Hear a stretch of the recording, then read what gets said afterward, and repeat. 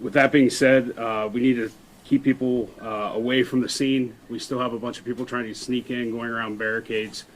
Not only are they creating a hazard for themselves, but they are creating a hazard for our first responders, especially our police force, trying to make sure that they get out of the way. We've had some concerns about the drinking water. The drinking water is safe, so any rumors you hear are untrue. It's being tested. Everything's good. You might have some discoloration because we used 200,000 gallons of our water and 200,000 gallons from the Taker shuttle. Also, there is a no-fly zone, and that was enacted by the FFA, or the FAA. We've been having some problems with drones, people flying personal drones, so we need to stop that. I'm going to now turn it over to the fire chief. All right, I'm the fire chief. My name's Keith Dravick. We're still monitoring the situation very closely with the EPA, Norfolk Southern, their hazmat response team, and various other agencies. The area is still very dangerous. We are not allowing any of our people in that area still to this point for safety concerns. The product in question that we're dealing with and most concerned about is vinyl chloride. The rail car that was carrying that is doing its job. The safety features of that rail car are still functioning. We are going to stay out of that area until Norfolk Southern deems it safe for us to go in and them to go in to start to mitigate this even further. We urge everybody, please stay away from the area. We've had several, as the mayor said, several people trying to sneak down in there, get closer to it, get pictures. You're putting yourself and us in danger. Stop. Let us handle the situation. All we want is the safety of the citizens and residents. Peggy? Peggy Clark, Columbiana County EMA Director. So the evacuation shelter remains open at the East Palestine Junior Senior High School. That's at 320 West Grant Street here in the village of East Palestine. The Red Cross is currently staffing that location. We still do have residents remaining at the shelter. The public can call 211 for any additional information. We will continue to provide 211 with any updates that we receive as quickly as we receive them. Norfolk Southern has announced that they will be opening a family assistance center. That's going to be at the East Palestine City Park Community Center. That's at 31 Park Avenue in the village of East Palestine. This is going to open today at 4 o'clock p.m. and will remain open until 10 o'clock this evening. The center will reopen tomorrow morning, that's Sunday, at 8 a.m. and remain open till 8 p.m. Norfolk Southern will work with the residents who have been affected by this accident and provide additional information to them regarding what assistance can be provided to the residents. That's all I have, Chief. We are providing staffing at our firehouse 24/7 during this incident to make sure that we have everything in place if we need anything inside the village, along with assistance from our neighboring and mutual aid departments. Also, one thing I forgot to mention, there is a member of the FTSB on scene. What? NTSB on scene. So that we have a gathering tonight at 7 o'clock to talk to them. There will be no other press briefings tonight. Possibly tomorrow. We will try to keep everybody informed at least 2 hours beforehand. I guess I'll open up to any questions. I would like to know about material data safety sheets. Janet Rogers with WFMJ News. What do the MSDS sheets say about breathing the chemical substance that's been emitted to the air? Are there any concerns for people's health, animals' health, or well-being? I don't have that sheet in front of me to give you exact answers on that. I can tell you that the EPA, along with a contracted company through Norfolk Southern, are doing constant air monitoring throughout. and we have 0 readings of any health risks as far as anything airborne coming from the chemicals that they're looking for. Fabio Cloutier, WKBN. Are there any concerns about streams, runoff? What should, families, homes, communities downstream of any of that potentially need to do? Want me to take that or you? Yeah, good. All right, there has been some runoff detected in the streams. Again, a contract company from Norfolk Southern, in conjunction with the EPA, are mitigating that, doing continuous testing and putting in safeguards to prevent any further downstream flow of that material. What chemicals are in the water? I can't answer that right now. I don't have those in front of me. Chief, can you just talk about the massive response that you had in the scene down there itself? I mean, it's a pretty big scene, and to be able just even to manage what's going on down there. Can you talk about that? Yeah, it is a very large scene. Very fortunate with the guys that I have working with me in our mutual aid departments. I believe in total we had 68 entities from 3 states and multiple counties providing mutual aid and automatic aid to us through this incident. It was handled to the best of our ability in the safest way that we possibly could. And again, we kept doing what we needed to do until Norfolk Southern had determined that it got to the point where we needed to pull back and let the safety features of the cars themselves handle the situation. Can you explain what that is? The safety feature on the tanks? I'm not a tank car specialist, so I'm not going to try and explain it. So is the alternative here now just to let it burn itself out and then go in and? From our understanding, as long as that safety feature is functioning in the way that it's designed to do for that rail car for an incident like this, the best, safest option is to leave that safety feature intact and continue to work the way it does. Once that product gets to the point where they determine it's safe enough to go in and start mitigating that, that's when we'll do that. Any time frame on that? No time frame. It just depends on the release of the product and the safety systems in place. How long are you going to have people shelter in place? Mayor, any time frame on that? As of right now, it's until further notice. We can't give a specific time.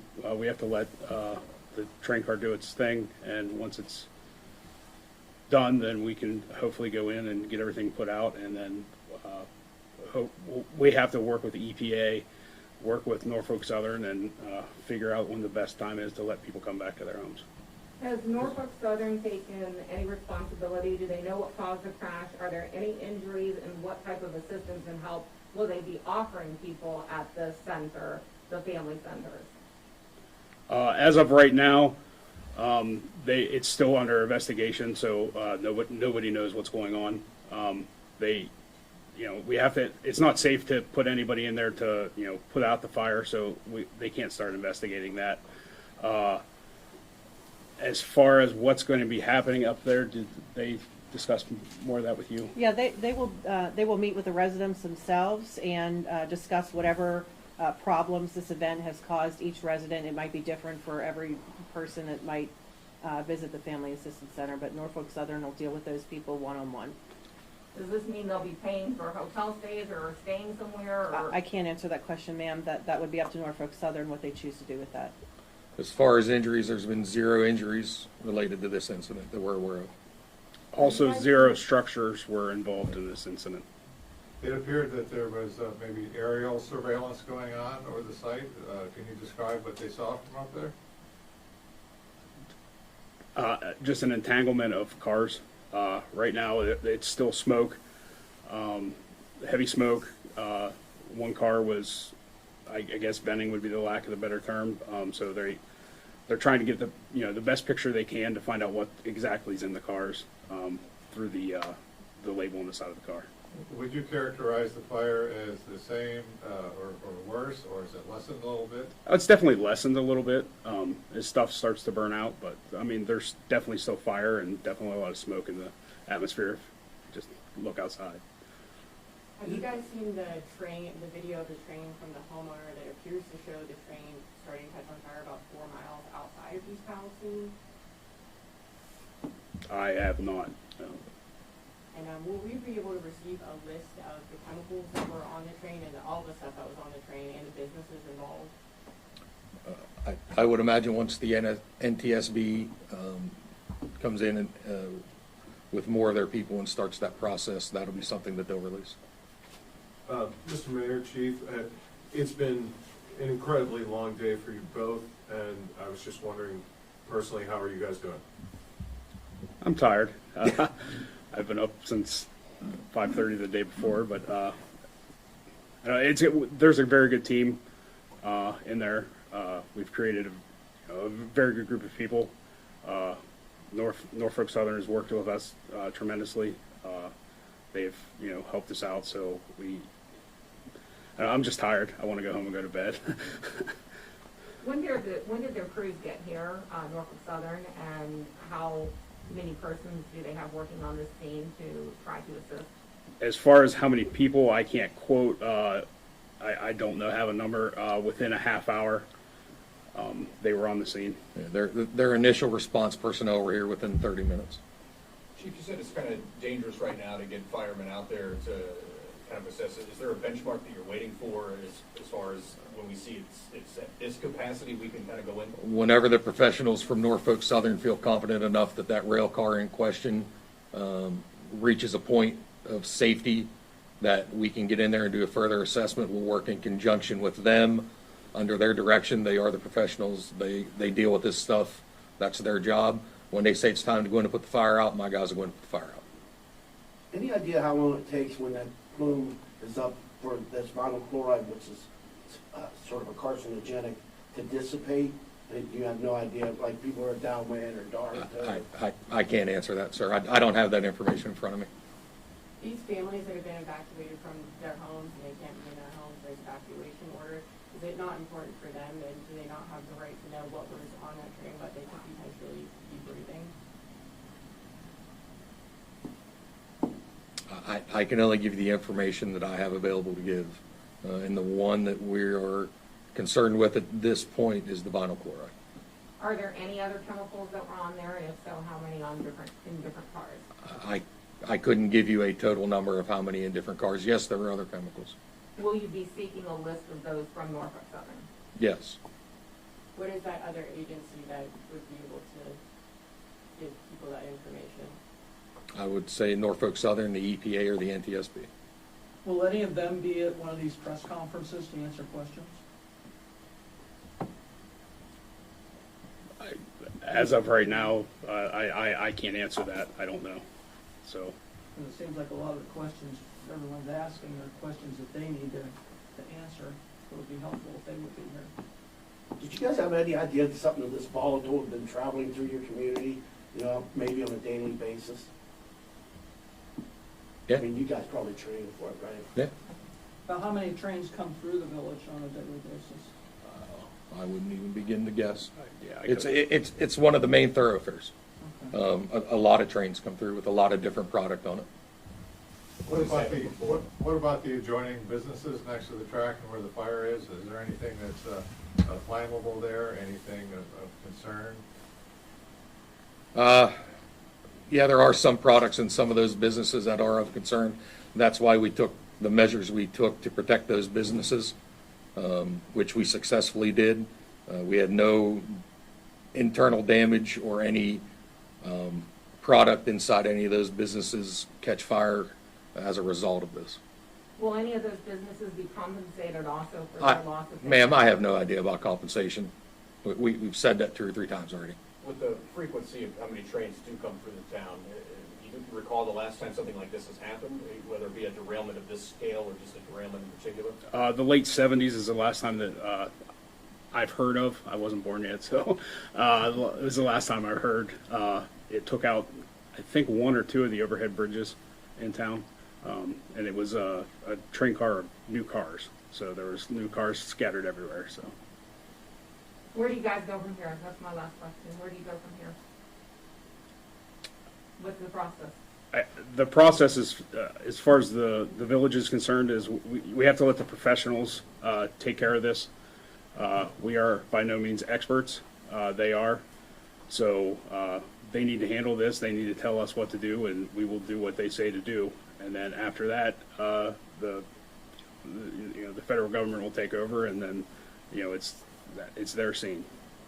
For those residents who can't get into their homes, who might have things in there that they need, like medications, is there a way that they can go back and get stuff that they might need? So the Red Cross is available to assist with things like that. If people go to the shelter, they can make arrangements to get them replacement medication or any other health services that they may need. Peggy, when this first happened, did the WENS network, was that used Yes. to notify We people? used a WENS message. We also used an IPAWS message. So not only did it go to the subscribers to the system, but we also used the federal IPAWS system that hit every person that had a cell phone in the 1 mile radius of the incident. Okay, so the radius that you sent the WENS out was within the 1 mile Yes, radius? that's correct. Okay. You know, if you're gonna have any disciplinary actions for any civilians that are still going around barricades? That is a possibility. If it doesn't stop, there's definitely going to be actions.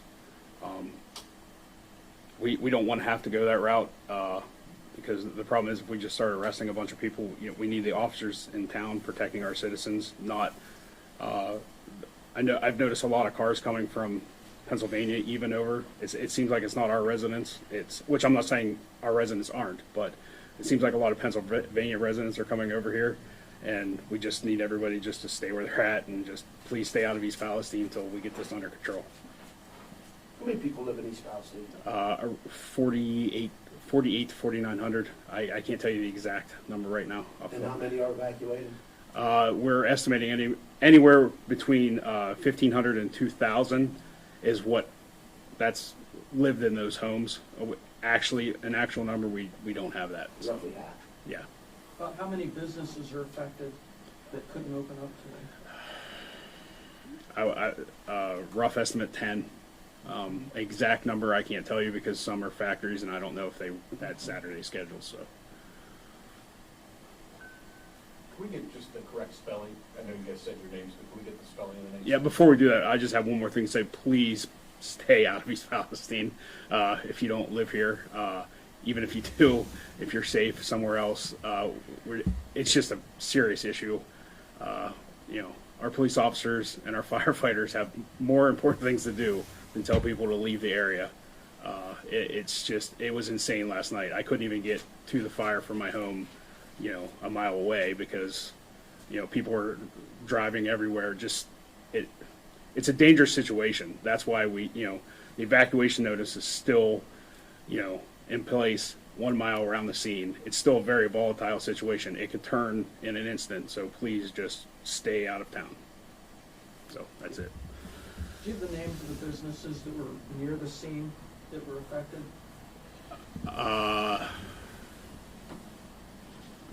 The closest ones were Lake Oil and Ceram Fab, but Ceram Fab I don't think was working today. I can't tell you that. That's the closest businesses. So. Mayor, can we get you to spell your name, please? Yeah, it's TRENTCONAWAY. Chief. Keith Dravick, KEITHDRABICK. Peggy Clark, PEGGYCLARK. You said you'll probably have another one of these tomorrow? Yes, tomorrow. Yeah, it'll be noon. I will just set it now. We'll do it tomorrow at noon, unless something significant changes. Okay. And when we're done here, we'll put a pad out. If everybody could put their email address on there, or is there a paper already? Okay, then we'll contact as many people as we can through that. So we will also post on our social media page East Palestine information with any updates if anything would happen to change. But like I said, this will be the last press briefing for today, unless there's a significant change, and then we will immediately let everybody know what's going on. So And what's the contraption that's outside the door there? It looks like it's measuring something. it's an air monitor. They're placed all around town. We also would ask people to please just stay away from them. Don't touch them. Don't, I know it's a funny looking contraption, but please just stay away from it. It's, Did the EPA provide those? yes, the EPA provided those. Norfolk Southern's, one of their contractors, they supplied some of them too.